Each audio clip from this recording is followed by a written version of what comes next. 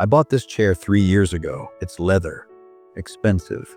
The kind of chair I told myself I'd buy when I finally made it, or when I finally felt like I deserved to sit down. I spend a lot of time in it now. The house is quiet. It's usually quiet. I have a clock in the hallway, an old grandfather clock that was my father's, and for most of my life, I never heard it ticking.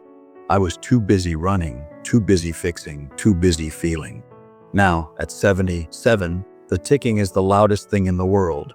It sounds like a countdown I can't stop. They tell you that wisdom comes with age. They lie. Age just gives you a front row seat to your own mistakes. It gives you the time to replay the tapes over and over without the power to edit a single frame. I look at my hands, liver spots, thin skin, trembling a little.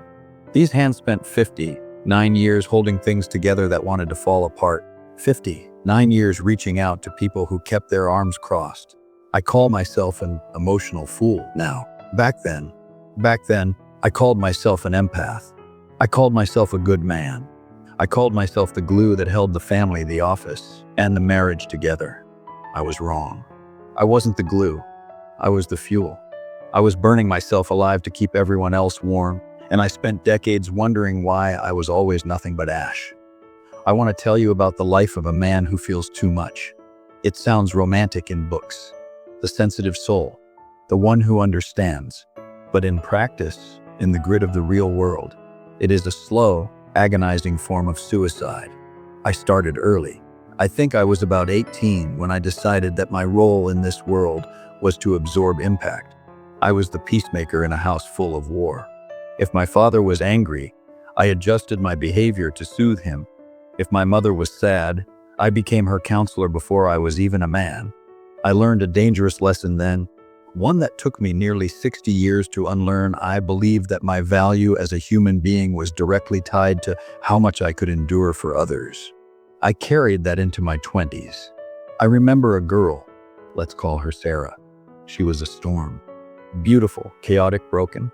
I saw her cracks and I didn't run. I thought, I can fill those. I thought my love was a mortar. I listened to her for hours. I canceled plans with friends to be available for her crisis. I walked on eggshells because I could feel her mood shifts before she even spoke. I thought this was what love looked like. Being attuned, being available, being soft. She left me for a man who didn't care about her feelings at all. A man who was selfish. A man who put himself first. I was devastated. I remember sitting on the edge of my bed, weeping, asking the empty room, why? I gave her everything. I understood her. I didn't realize then that I wasn't loving her. I was enabling her. And more importantly, I was boring her. There is no mystery in a doormat. There is no respect for a man who has no boundaries. But I didn't learn. I just doubled down. I told myself she was just damaged, and that the next time, I just had to love harder, be more understanding, be more patient. Work was the same. I was the guy you came to when you needed a favor, the team player. I worked in logistics for 30 years, middle management, the kind of job that eats your soul by the teaspoon. I had a boss, Mr. Henderson, who was a tyrant. He yelled, he belittled. My colleagues fought back, or they quit, or they did the bare minimum. Not me. I tried to understand him. I told myself he was under pressure. I stayed late to fix errors I didn't make so he wouldn't explode. I absorbed his stress. I thought I was being noble. I thought, I'm the only one who can handle him. I wasn't handling him. I was teaching him that it was okay to abuse me. I was teaching him that my time had no value. When promotions came around, did they look at the guy who stayed until 800 p.m. fixing other people's messes? No. They looked at the guys who hit their numbers and went home. The guys who commanded respect. I was just useful. I was reliable furniture. I spent decades waiting for the world to pay me back. That's the dirty secret of the emotional fool. We aren't doing it just to be nice. We are doing it because we are striking a covert bargain with the universe. We think, if I am kind enough, if I am patient enough, if I swallow enough of my own needs, then I will be safe. Then I will be loved. Then I will be rewarded. We are waiting for a paycheck that never comes. The years blur together when you live like that. You lose track of who you are because you are always shape-shifting to fit the needs of whoever is in the room. I stopped playing the guitar because the noise bothered my wife. I stopped going to the fishing trips with the boys because my kids might need a ride somewhere. Maybe, possibly. I stopped stating my political opinions at dinner parties because I didn't want to make anyone uncomfortable. I pruned away pieces of myself until there was nothing left but a stump. I remember my 50th birthday. A milestone, right? Half a century. We had a party in the backyard. People came, neighbors, coworkers, family. I remember looking around the yard, holding a beer I didn't even like. I preferred stout, but we bought lager because that's what everyone else drank. And I felt a profound, terrifying loneliness. I was surrounded by people, but none of them knew me. They knew the service I provided. They knew the listener. They knew the helper, but they didn't know me. How could they? I had never shown them. I had never disagreed. I had never said, no. I had never said, I'm hurting. I smiled. I laughed. I thanked them for the ties and the grill set. And inside, I was screaming. I was screaming, does anyone see me? But silence is a heavy habit to break. So I drank the lager and I smiled, and I went to bed feeling like a ghost in my own life. The breaking point didn't come with a bang. It wasn't a divorce or a firing. It was much quieter. It was the realization of mortality. 2 years ago, I had a scare. My heart, the doctor used words like arterial blockage and immediate intervention. I was lying on a gurney in a hallway, staring up at those fluorescent hospital lights, the kind that hum, buzzing like a trapped fly. I was 75. I lay there waiting for surgery, and I took an inventory of my life.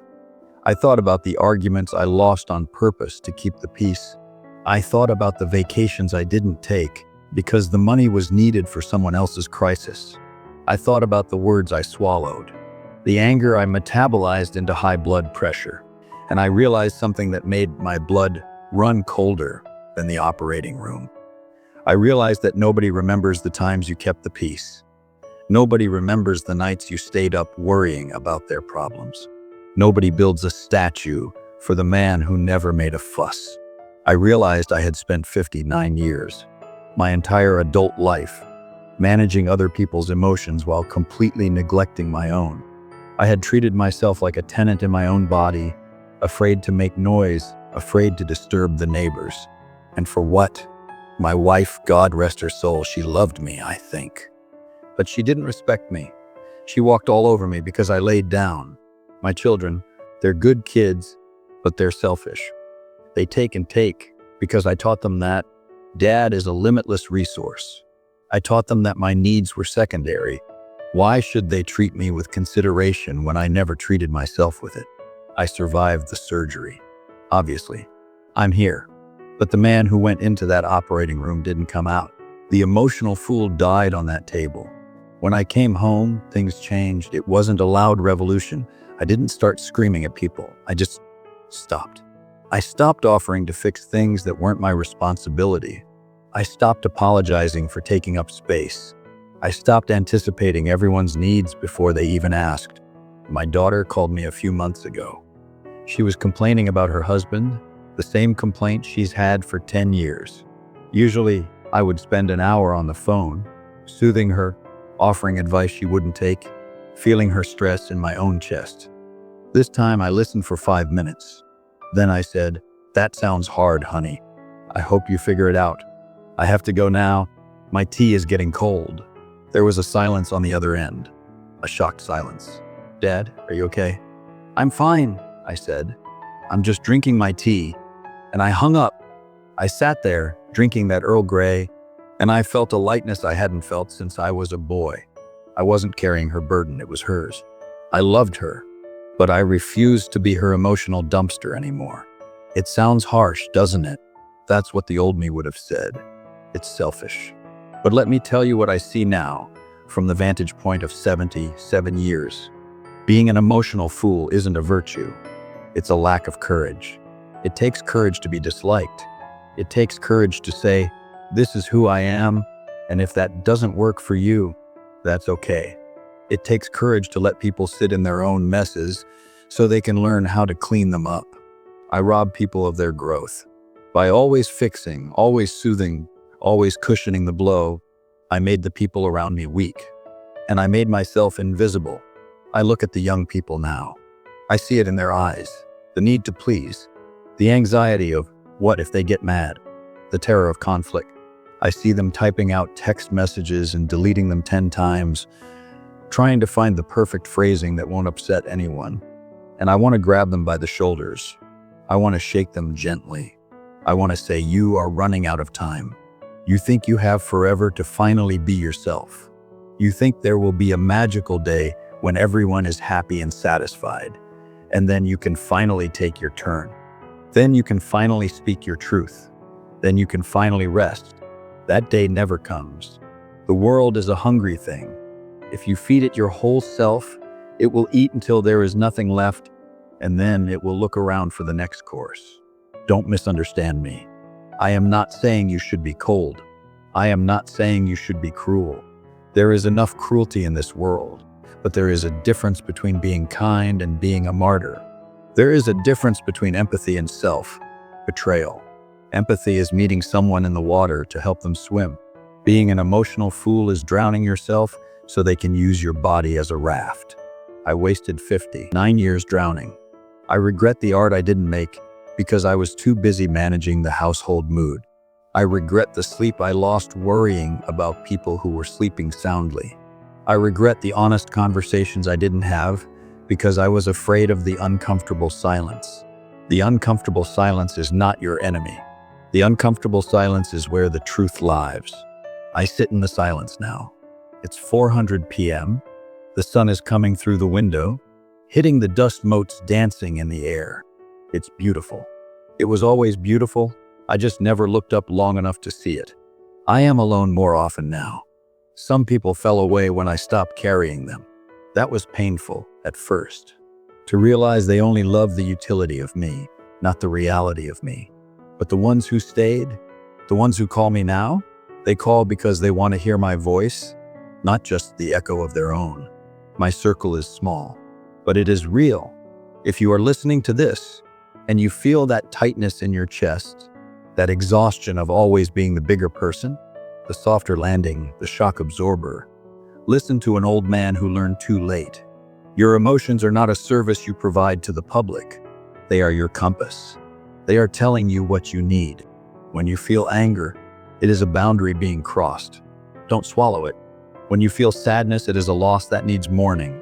Don't rush it for someone else's comfort. When you feel joy, protect it. Don't dim it just because someone else is in the dark. I am 77. I don't know how many years I have left. Maybe 10, maybe 1. But I promise you this, I will not waste a single second of the time remaining trying to manage how other people perceive me. I am done earning my place in the world. I am just going to live in it. Don't wait until you are looking at your hands in a quiet room, wondering where the time went. Don't wait until the doctor tells you your heart is failing to start using it for yourself. Be kind? Yes, always be kind. But be kind to the person in the mirror first. Because if you lose him, if you lose her, you have nothing. The clock in the hall is ticking. Tick, tick, tick. It's not a threat. It's an invitation. Take a breath, a real one, and let it go.